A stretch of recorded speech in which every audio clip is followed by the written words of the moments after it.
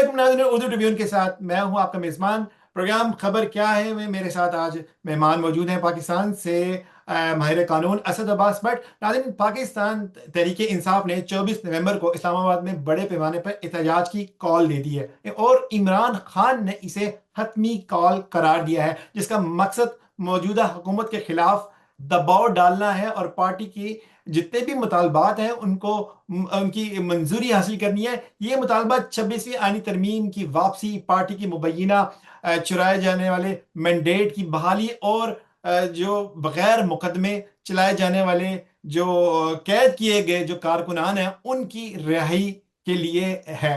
भट्ट साहब, ये बताएं, ये हतमी कॉल क्या है, ये फाइनल कॉल? देखिए, सियासतदान का यही काम होता है कि वो डराता रहे। वो बताता रहे, जी मैं आपका आ रहा हूँ, मैं अब जा रहा हूँ, मैं अब ये कर दूंगा, अब ये हो जाएगा, वो हो जाएगा। तो सियासत जिस अपोजिशन जिसका लीडर नाम का। अपोजिशन लीडर का, अपोजिशन लीडर तो जाहिर है वो नहीं है। अभी तो जाहिर है वो जेल के अंदर है, लेकिन जाहिर है उनका एक रोल है, उनकी पार्टी है। अब वो जो अयूब है उनकी पार्टी के, और अली जफर साहब हैं, वो उनको रिप्रेजेंट करते हैं पार्लियामेंट के अंदर। तो ये चीज है कि जिसके अंदर हर सियासतदान इस तरह के वो टैक्टिक्स इस्तेमाल करते हैं। नवाज शरीफ साहब भी करते रहे, मैं आ रहा हूँ, बाहर से आ रहा हूँ। मुशर्रफ के जमाने में त्यारे में बैठते थे, त्यारा लाहौर से फिर चला जाता था वापिस, और देखते हैं आगे फिर चले। तो ये प्रेशर्स होते हैं चेक करने के लिए कि गवर्नमेंट के अंदर कितना दम है, और गवर्नमेंट जो है वो किस तरह से आपको उसके अंदर परसीव कर रही है। मिसाल के तौर पर अगर गवर्नमेंट के अंदर कोई तब्दीली आनी है, और गवर्नमेंट ये चाहती है कि जी गवर्नमेंट के अंदर इदारे गवर्नमेंट को सपोर्ट नहीं करते, और वो रास्ता देती हैं पीटीआई को, तो ये एक इंडिकेटर होगा कि भाई आप आ जाए, आप आ जाए, आपको रोका नहीं जाएगा। हमने लॉयड मूवमेंट में भी देखा कि जब लॉयड्स को रोकना होता था, जब नीयत ये थी कि वाकई रोकना है तो रोका जाता था। जब नीयत थी ये थी कि भाई आप इस्लामाबाद आ जाएं, तो हमें रास्ते में रोकते ही कोई नहीं था। तो ये चीज डिपेंड कर रही होती है कि ये किस तरह सियासत, इसी चीज का नाम है कि आप टेस्ट एंड ट्राई करते रहते हैं कि जनाब फाइनल कॉल है, टेस्टर फाइनल लगाते हैं है। आप? हाँ, टेस्ट लगा। तो ये ये उनका 26, काम है, जी, ये ये उनका 26वीं काम है। जी जी, 26वीं आईनी तरमीम के हवाले से जो मुतालबा कर रही है तहरीक इंसाफ, ये कितना जायज है? इसकी क्या कानूनी हैसियत क्या है इसकी कि ये जो मुतालबा कर रही है इसको रोल बैक करें? देखिए, दोनों साइडों पे आर्गुमेंट तो मौजूद है। 26वीं आईनी तरमीम के कुछ अच्छे पहलू भी हैं। अगर आप देखें कि उसके अंदर उन्होंने जो आपका हेल्थ है या गुड एनवायरनमेंट है, उसके अंदर उन्होंने उसको फंडामेंटल राइट बना दी। फिर उन्होंने जी। जजेस की अकाउंटेबिलिटी की बात की कि जनाब इसके अंदर बेहतर होने चाहिए। उस तरह से आप तीन चार पांच छह चीजें कर सकते हैं। लेकिन इस चीज के अंदर भी कोई मजायका नहीं है, कोई इसके अंदर नहीं कहा जा सकता कि जनाब उसके अंदर बदनीति भी है गवर्नमेंट की, इस सेंस के अंदर कि उन्होंने मंसूर अली शाह साहब को जो तोड़ने की कोशिश की कि ये किसी तरह से ना आए, क्योंकि जाहिर है वो एक आजाद जज थे, उन्होंने आके इनको तंग करना था, फैसले नहीं देने थे। जिस तरह से काजी फायदी साहब इनको मैनेज कर रहे थे, मगर सारा तो काजी फायदी साहब ने किया ना, कि बल्ला बल्ले का जो निशान था, बाद में फुल बेंच ने उसको बता भी दिया कि जनाब ये मखसूस नशिस्तों का जो फैसला था उसके अंदर ये रिफ्लेक्ट भी हुआ कि वो फैसला गलत था।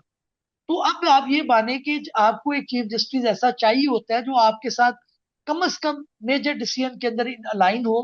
काजी फायदी साहब इस तरह से ब्यूरोक्रेट को बड़ा झाड़ते थे कि वो भाई इसको साहब ना करें, फलाने को हाँ जी। ये ना कहें।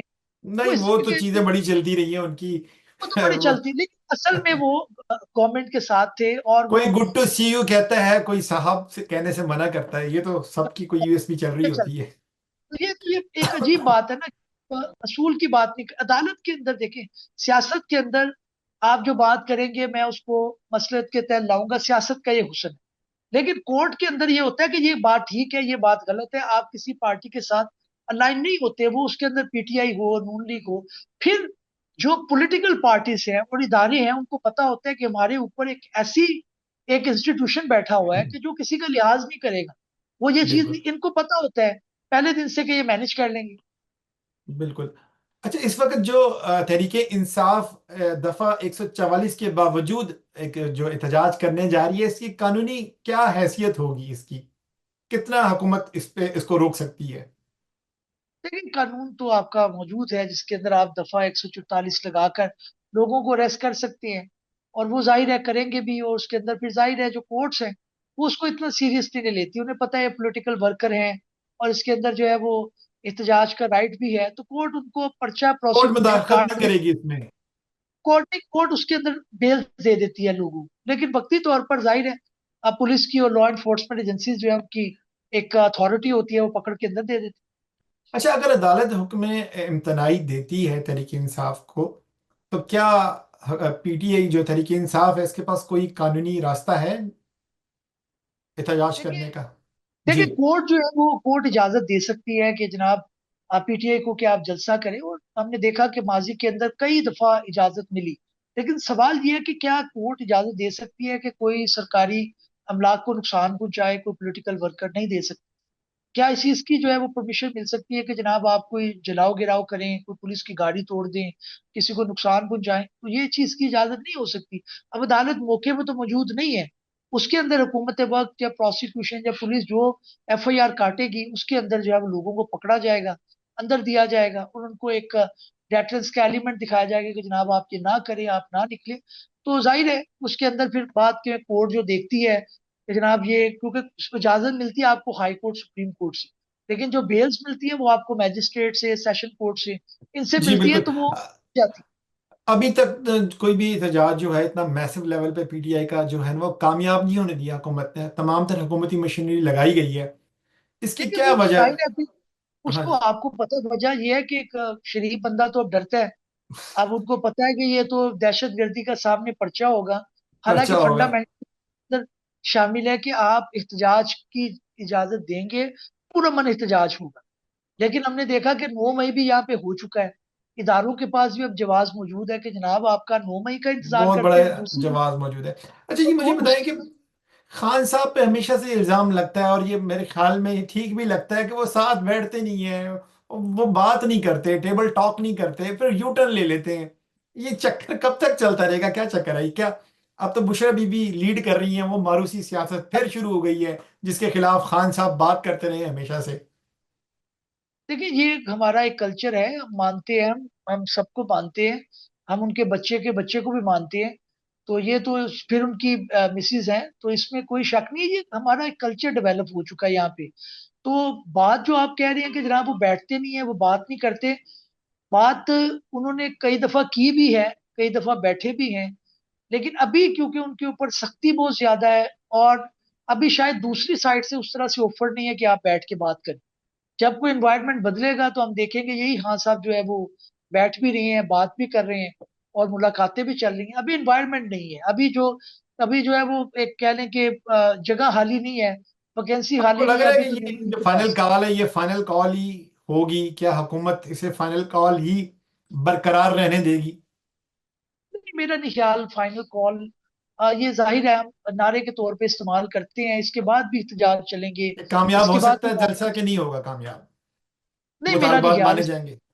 नहीं, मुतालबात नहीं माने जाएंगे, और कोई इतनी ज्यादा गंडापुर साहब को रास्ता मिलेगा कि नहीं मिलेगा पहाड़ी से?